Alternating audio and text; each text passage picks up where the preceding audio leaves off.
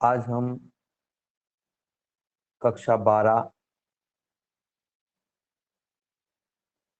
26 अगस्त 2021 को प्राप्त homework worksheet को सॉल्व करेंगे।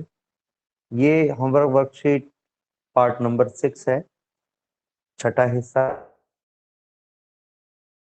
दिया गया है। उससे पहले भी कुछ यानी हम ये कहें ओवरऑल ये छठा हिस्सा नहीं है, लेकिन वर्कशीट जब से नाम दिया गया इसे तब से इसमें पुरानी वर्कशीट की तरह ही कल 24 तारीख को जो वर्कशीट आई थी हमारे पास में 24 अगस्त को, उसमें 4 प्रश्न थे। इसमें 5 प्रश्न हैं। 5 के अनुप्रयोगों पर हम बारी बारी से सभी प्रश्न हैं। किसी गोले एवं अचालक गोले को आवेश देने पर ही आवेश किस प्रकार से वितरित होता है, चित्र द्वारा हमें समझाना है। सामान्यतः अगर हम बात करें किसी भी चालक गोले की, तो चालक गोले गया समस्त आवेश इसके पृष्ठ पर एक समान रूप से वितरित हो जाता है। यदि मैं ये 1 मिनट के लिए इमेजिन कि किसी चालक गोले को धनावेश दिया गया है, तो धनावेश पृष्ठ पर एक समान रूप से वितरित हो जाएगा। लेकिन अचालक गोले को दिया गया जो आवेश है, वो वास्तविक स्थिति में तो अचालक गोले के जिस स्थान पर वो आवेश दिया जाता है उसी स्थान पर वो आवेश विद्यमान रहता है, वहां से वो आवेश गति नहीं करता है। यदि अचालक गोले को इसके दिया गया है तो पृष्ठ पर बना रहेगा। यदि अचालक गोले को इसके भीतरी भाग में आवेश इंजेक्ट कराया गया है तो ये भीतरी भाग में बना रहेगा। परंतु क्रिटिकल कंडीशन, जो गणना में क्रिटिकल कंडीशन आती है, उनसे बचने के लिए कभी कभी ये मान लिया जाता है कि किसी भी अचालक गोले को दिया गया संपूर्ण जो आवेश है वो इसके आयतन में एक समान रूप से वितरित हो जाता है। लेकिन वास्तविकता यह है चालक पर बना रहता है जिस स्थान पर इसे दिया, यानी कि आवेश एक बार जहां दे दिया वहां से होता है, इसीलिए हम इसे अचालक कहते हैं। अगला अगर हम देखें अगला प्रश्न, तो अगला प्रश्न है चालक गोले को दिया गया समस्त आवेश उस है क्यों, समझाइए। हालांकि ये प्रश्न से जुड़ा हुआ एक और प्रश्न बहुत बार परीक्षा में पूछा जाता है कि चालक गोले के भीतर विद्युत क्षेत्र जो है वो शून्य होता है, समझाइए। तो ये दोनों प्रश्न मैं इसके साथ साथ ये प्रश्न भी लूंगा, विद्युत क्षेत्र क्यों शून्य होता है। पहले हम बात करते हैं किसी चालक गोले के भीतर जो आवेश है उसका मान कितना होता है या पृष्ठ पर ही आवेश को वितरित होता है। तो हम ये कहेंगे किसी भी चालक गोले को दिया गया जो संपूर्ण आवेश है उसके पृष्ठ पर ही वितरित रहता है। अब आप ये सोच रहे होंगे कि इसको दिया गया आवेश भीतर क्यों नहीं जाता है। तो हम अगर खोखले चालक की बात करें या किसी भी चालक की बात करें, किसी भी पदार्थ की बात करें, तो आवेश जो है वो उस चालक का गुण है और उस आवेश को धारण करने वाली जो वस्तु है वो आवेशित वस्तु कहलाती है। आवेश जो किसी भी चालक पर है, अगर चालक खोखला है तो केवल उस सतह पर यानी सतह पर ही रह सकता है, क्योंकि सतह पर ही पदार्थ उपस्थित है उस आवेश को धारण करने के लिए। लेकिन अगर चालक ठोस है तो ऐसी अवस्था में हम ये कह सकते हैं कि चालक के भीतर यदि कुछ आवेश भी जाए, चालक के भीतर कुछ आवेश ने प्रवेश कर लिया है, तो ऐसी स्थिति में क्योंकि निकटता के कारण इनमें प्रतिकर्षण उत्पन्न हो जाता है और ये आवेश जो है वो एक दूसरे से दूर जाने का प्रयास करते हैं। हम ये भी कह सकते हैं कि भीतर एक विद्युत क्षेत्र उत्पन्न हो जाता है। ये विद्युत क्षेत्र भीतर के जो मुक्त इलेक्ट्रॉन है उन इलेक्ट्रॉनों पर एक बल लगाने का प्रयास करते हैं और उस बल के कारण जो मुक्त इलेक्ट्रॉन है वो इन आवेशों के विपरीत दिशा में गति करने लगते हैं, जिससे एक विपरीत विद्युत क्षेत्र इन आवेशों के कारण उत्पन्न विद्युत क्षेत्र के ठीक विपरीत दिशा में उत्पन्न हो जाता है और जो नेट विद्युत क्षेत्र है वो शून्य हो जाता है। नेट विद्युत क्षेत्र शून्य होने का एक अभिप्राय ये भी है, अगर हम गाउस के नियम का उपयोग करें किसी चालक गोले के लिए, तो हम सब जानते हैं गाउस के नियम से फाई इज इक्वल टू होता है ई इंटू डी एस का इंटीग्रेट अपॉन एफ। अगर विद्युत क्षेत्र का मान शून्य होगा तो ऐसी स्थिति में हम कहेंगे 0 into D S is equal to summation of Q upon epsilon of not. इस एप्सिलॉन नॉट को इस तरफ लेके चले जाएंगे तो क्यू इज इक्वल टू 0, यानी चालक के भीतर, हम ये केवल चालक के भीतर की बात कर रहे हैं क्योंकि चालक के भीतर ही विद्युत क्षेत्र शून्य होता है।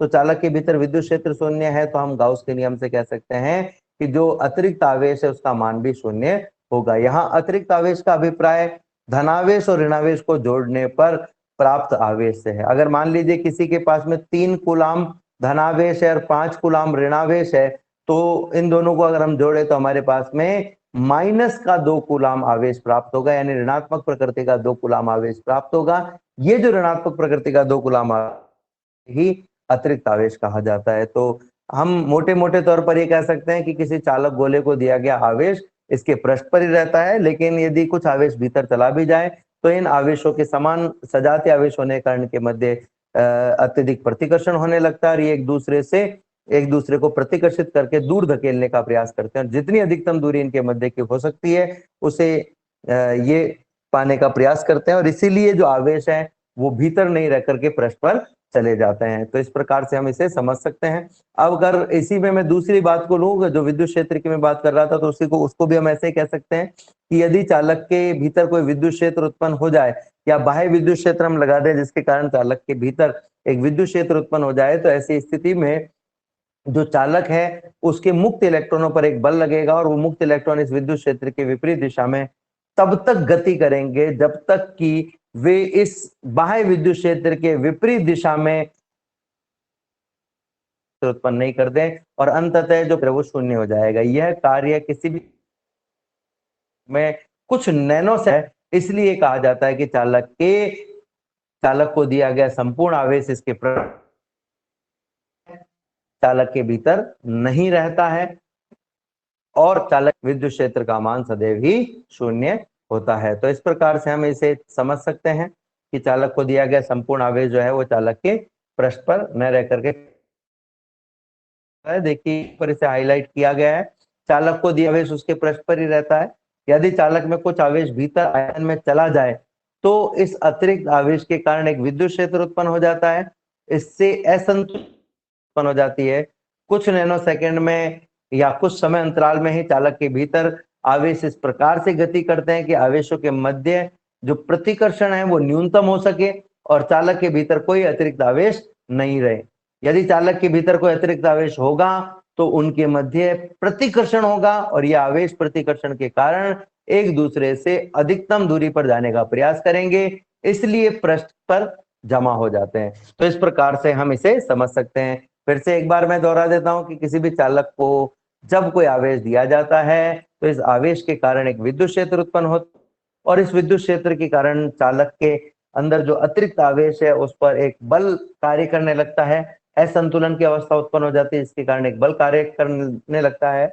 संतुलन की अवस्था को प्राप्त करने के लिए ये आवेश इस प्रकार से गति करते हैं कि आवेशों के मध्य का जो प्रतिकर्षण है वो न्यूनतम हो जाए और चालक के भीतर कोई भी अतिरिक्त आवेश नहीं रहे। यदि चालक के भीतर अतिरिक्त आवेश रहेगा तो उन आवेशों के मध्य प्रतिकर्षण होगा और ये आवेश प्रतिकर्षण के कारण एक दूसरे से अधिकतम दूरी पर जाने का प्रयास करेंगे। चूंकि ये आवेश चालक के भीतर एक दूसरे से दूर जाने का प्रयास करते हैं, यानी कि अधिकतम ये पृष्ठ पर आ सकते हैं, पृष्ठ से बाहर नहीं जा सकते, इसलिए हम ये कहेंगे कि चालक को दिया गया समस्त आवेश इसके पृष्ठ पर ही बना रहता है। और इससे ये भी साबित होता है कि कुछ ही नैनो सेकंड में चालक के भीतर विद्युत क्षेत्र का मान भी शून्य हो जाता है। अगला जो प्रश्न है, तीसरा प्रश्न है इस वर्कशीट का, अनंत लंबाई के आवेशित चालक तार के कारण किसी बिंदु पर विद्युत क्षेत्र की दिशा क्या होगी, यह ज्ञात करने के लिए आवश्यक चित्र बनाइए और बताइए कि दिशा क्या होगी। मान लीजिए आपके पास में एक अनंत लंबाई का एक समान आवेशित तार है, ये एक समान आवेशित तार है अनंत लंबाई का। इस तार के कारण हमें इस तार से स्मॉल r दूरी पर एक बिंदु P है, यहाँ पर विद्युत क्षेत्र ज्ञात करना है। मैं दो सममित अल्पांश यदि ले लूं, एक सममित अल्पांश ये है, एक सममित अल्पांश ये है, ऊपर इसे A नीचे इसे B हम नाम दे देते हैं। यदि मैं इसे इस P बिंदु से मिलाऊं और B को भी P बिंदु से मिलाऊं तो A से P की ओर जो है वो इस A अल्पांश के कारण एक विद्युत क्षेत्र होगा जिसे हम DE1 नाम दे सकते हैं। B से P की दिशा में एक और अल्पांश जो B पर उपस्थित है के कारण विद्युत क्षेत्र होगा जिसे हम DE2 नाम दे सकते हैं। इसे आप देख सकते हैं कि मैंने यहाँ एक चित्र में भी दर्शाया हुआ है। यहाँ पर बात करें, मैं हाईलाइट कर देता हूँ, ये A अल्पांश जिसकी लंबाई डेल एल है, DL है और जिसमें DQ आवेश है। सममित अल्पांश है जो बी बिंदु पर है जिसकी लंबाई बेस डी क्यू है, क्योंकि एक समान रूप से आवेशित है इसलिए समान लंबाई में समान आवेश होगा। बिंदु P पर अगर हम विद्युत क्षेत्र की बात करें तो बिंदु P पर जो विद्युत क्षेत्र है उसे निकालने के लिए हम कहें P से मिलाऊं और से मिलाऊं तो A से P तक की जो दूरी है और जो दूरी है वो पाइथागोरस प्रमेय से हम ज्ञात कर सकते हैं। चूंकि तार से R दूरी पर ये P बिंदु है और जो अल्पांश है वो स्मॉल l दूरी पर है और L को हम आधार और कर्ण मान सकते हैं और हम जानते हैं कि आधार और लंब मान सकते हैं और पाइथागोरस प्रमेय से कर्ण AP का वो under root of Aadhaar R square plus under root of Aadhaar square plus लंब स्क्वायर यानी R square plus L square के बराबर होगा, जो कि हमने यहाँ लिखा हुआ है। अब अगर मैं इन अल्पांशों की बात, अल्पांशों के कारण जो विद्युत क्षेत्र की दिशाएं हैं वो विद्युत क्षेत्र की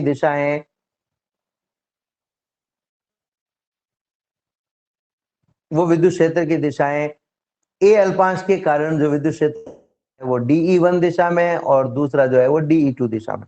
हमने यहाँ पर देखा कि ये दो ऐसे त्रिभुज है जिनके आधार लंब और भुजाएं बराबर है, हम सर्वांग सम त्रिभुज मान सकते हैं।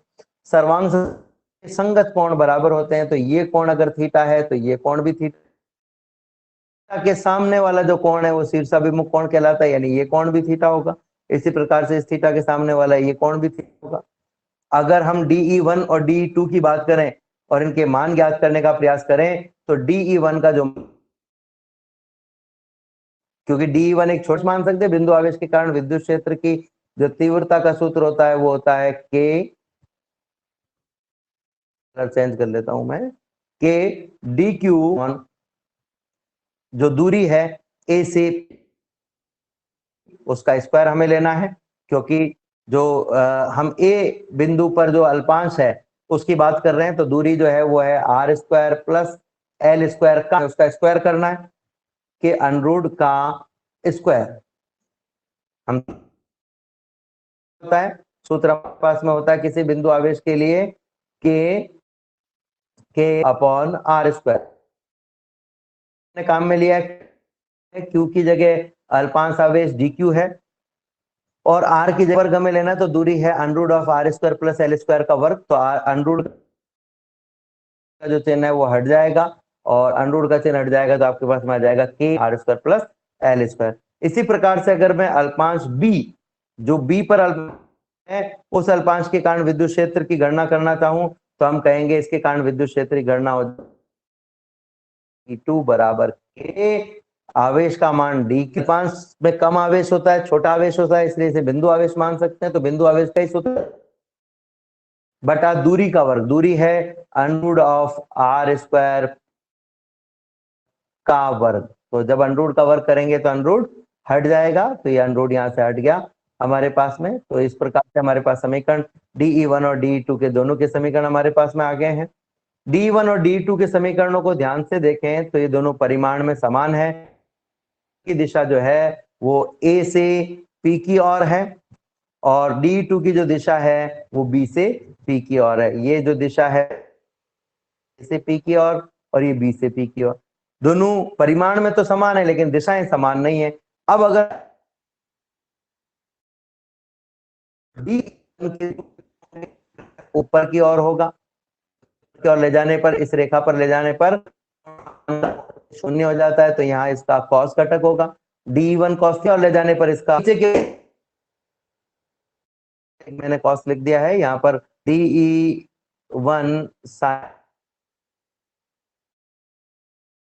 DE1 कॉस थीटा सही नहीं है, DE1 साइन थीटा जो है वो DE2 साइन ऑफ थीटा होगा, बाय मिस्टेक लिख दिया है, भूल से। तो इस प्रकार से हम ये समझ सकते हैं। इसी प्रकार से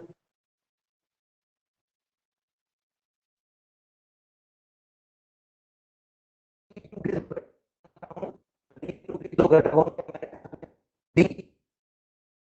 की ओर और DE2 साइन ऊपर की ओर, टू कॉस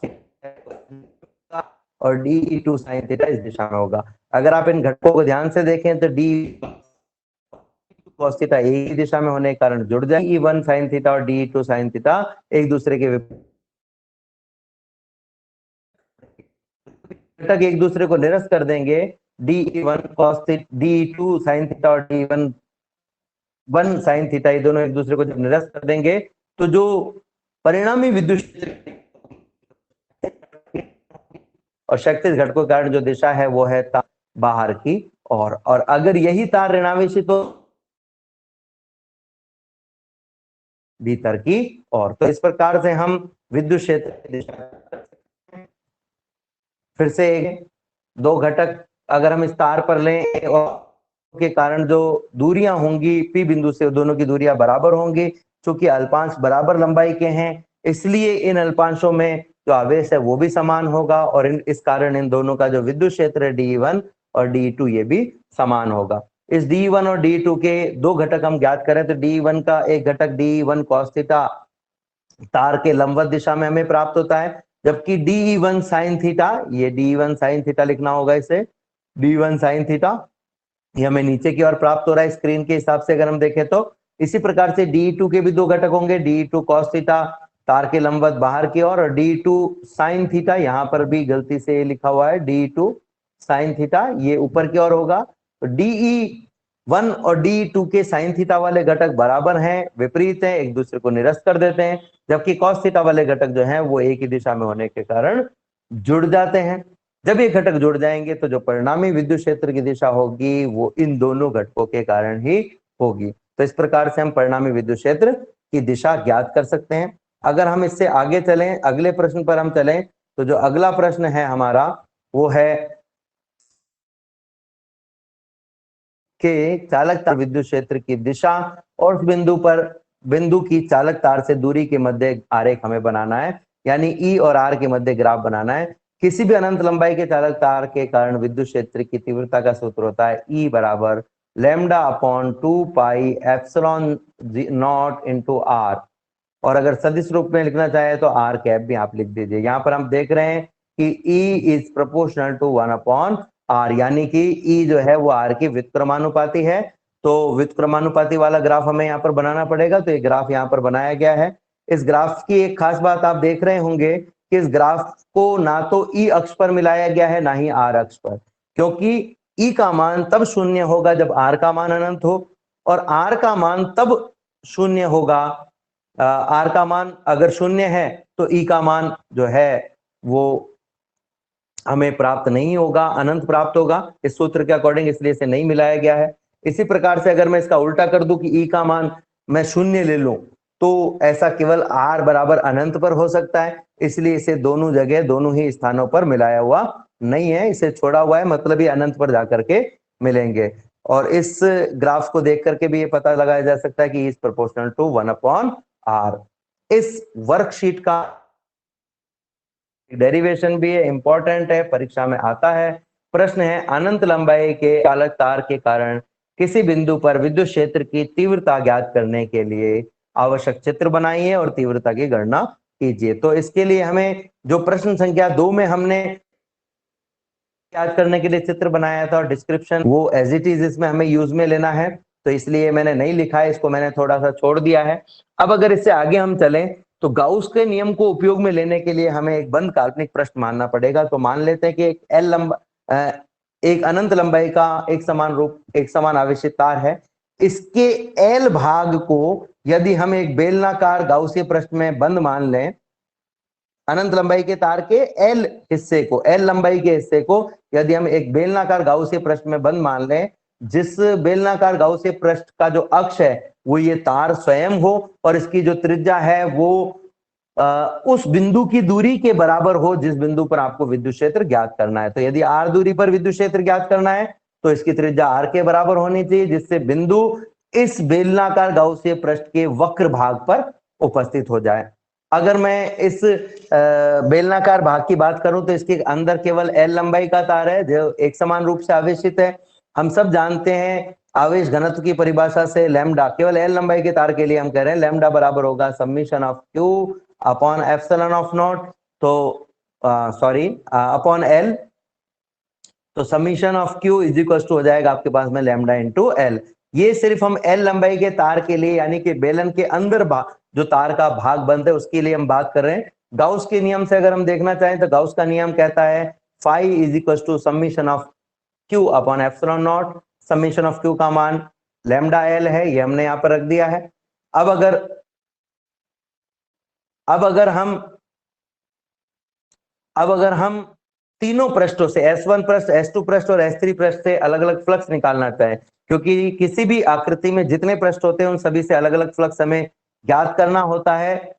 सभी से अलग अलग पृष्ठ फ्लक्स हमें ज्ञात करना होता है, समय ज्ञात करना होता है। और वो जो अलग अलग फ्लक्स है, किसी भी आकृति में जितने पृष्ठ होते हैं उन सभी से अलग अलग फ्लक्स हमें ज्ञात करना होता है। उन सभी फ्लक्सों का योग उस पूरी आकृति के फ्लक्स के योग के बराबर होता है। अब अगर मैं इस आकृति की बात करूं तो इसमें 3 पृष्ठ है। ऊपर वाला पृष्ठ है S1 पृष्ठ, नीचे वाला जो पृष्ठ है वो है S2 पृष्ठ, और मध्यवर्ती जो वक्र पृष्ठ है वो है S3 पृष्ठ, वक्रीय पृष्ठ है। अगर हम यहां पर चर्चा करें तीनों पृष्ठों की, तो किसी भी पृष्ठ के क्षेत्रफल की दिशा उस पृष्ठ के लंबवत होती है। तो S1 पृष्ठ के लिए क्षेत्रफल की दिशा ऊपर की ओर होगी, S2 पृष्ठ के लिए नीचे की ओर होगी, और S3 पृष्ठ के लिए जिस हिस्से में आप अल्पांश लेंगे, जैसे इस तरफ अल्पांश लिया है तो क्षेत्रफल की दिशा इधर होगी, यदि अल्पांश आप इस तरफ लेंगे तो इस तरफ हो जाएगी। यदि हम अल्पांश सामने की तरफ लेंगे तो सामने की ओर इसके क्षेत्रफल की दिशा हो जाएगी। अब हम बारी बारी से तीनों पृष्ठों पर विद्युत क्षेत्र की गणना करेंगे, फ्लक्स की गणना करेंगे। S1 पृष्ठ से निर्गत फ्लक्स की गणना हम करना चाहें तो S1 पृष्ठ से निर्गत फ्लक्स की गणना में हम कह सकते हैं φ1 बराबर E डॉट ds। इस डॉट को हटाने के लिए cos थीटा लगाया जा सकता है, तो E ds cos थीटा। अगर थीटा की हम बात करें S1 पृष्ठ के लिए, तो विद्युत क्षेत्र की दिशा जो है वो किसी भी तार के लिए लंबवत बाहर की ओर होती है। तो विद्युत क्षेत्र की दिशा लंबवत बाहर की ओर इस तार के चारों ओर हो सकती है, लेकिन जो S1 पृष्ठ के क्षेत्रफल की दिशा है वो ऊपर की ओर है। क्षेत्रफल की दिशा ऊपर की ओर और विद्युत क्षेत्र की दिशा दाएं बाएं, अंदर की ओर, बाहर की ओर। इस चित्र के अकॉर्डिंग अगर हम देखें तो इन चारों दिशाओं में हो सकती है। इन चारों में से किसी भी दिशा में हम विद्युत क्षेत्र को लें, कोण का मान विद्युत क्षेत्र की दिशा और क्षेत्रफल के मध्य 90 डिग्री का होगा। और ये अगर 90 डिग्री का होगा तो ऐसी स्थिति में हम थीटा का मान यहाँ पर 90 रख देंगे। थीटा बराबर अगर हम 90 रखें तो हमारे पास में आ जाएगा E ds cos 90। cos 90 का मान 0 होता है तो φ1 का मान भी 0 आ जाएगा। इसी प्रकार से पृष्ठ S2 के लिए भी हम देखेंगे कि E और ds के मध्य का कोण 90 है, क्योंकि ds की जो दिशा है वो नीचे की ओर है। ठीक है, तो इस प्रकार से जो सेकंड पृष्ठ है उसके लिए भी हम कह सकते हैं इंटीग्रेशन E डॉट ds, जहां पर डॉट को हटाएं तो हमारे पास cos थीटा होगा। थीटा का मान 90 डिग्री है, इसलिए φ2 बराबर हो जाएगा E ds cos 90।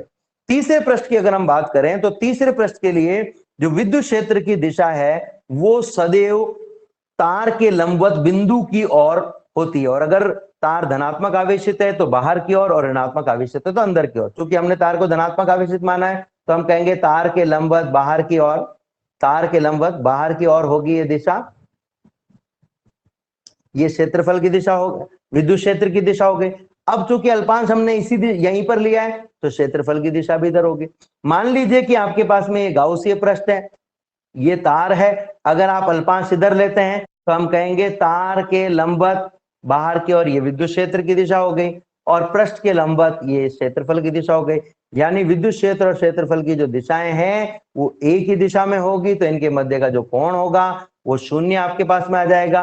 तो φ3 में हम कह सकते हैं E ds cos theta, theta का मान 0 है और cos 0 का मान 1 होता है। ये मान हम समीकरण में रख देते हैं तो आपके पास में ओनली E ds रह जाएगा।